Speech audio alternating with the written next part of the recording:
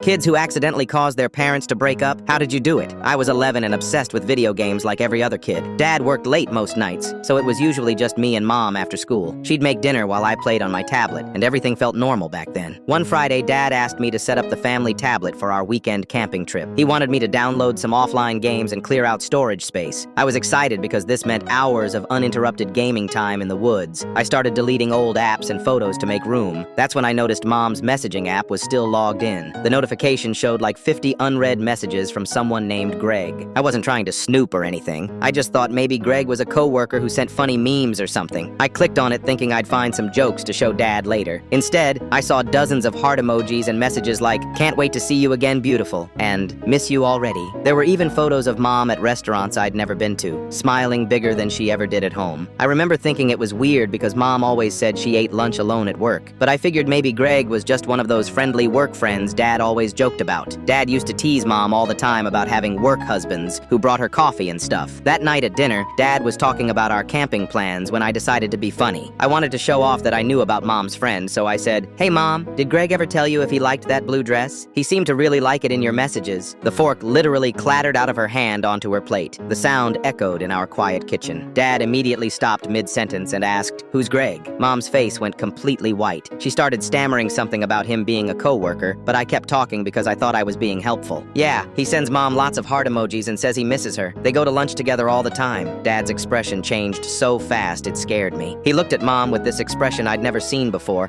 like he was staring at a complete stranger. "What messages?" he asked really quietly. That's when I realized I'd messed up big time. Mom started crying and trying to explain, but Dad was already standing up. He grabbed the tablet from the counter and started scrolling through the messages right there in front of us. The silence felt like it lasted forever. I could hear our neighbor's TV through the walls and our refrigerator humming. Dad's face got redder with each message he read. Then he just set the tablet down, grabbed his keys, and walked out without saying a single word. Mom ran after him, but he was already driving away. She came back inside, crying harder than I'd ever seen anyone cry. I asked if Dad was coming back for dinner, and she just hugged me and said she didn't know. The next week, I was living with Dad in this tiny apartment across town. All my stuff was crammed into one corner of his bedroom. I thought it was temporary, like when people fight in movies and then make up, but it wasn't temporary. Mom kept calling and crying, trying to explain that Greg was just emotional support during a rough patch. Dad never answered her calls. He'd just stare at his phone until it stopped ringing. The divorce papers came 2 months later. Dad let me read them because I kept asking questions. Mom was moving in with Greg by Christmas. Apparently, they'd been seeing each other for almost a year.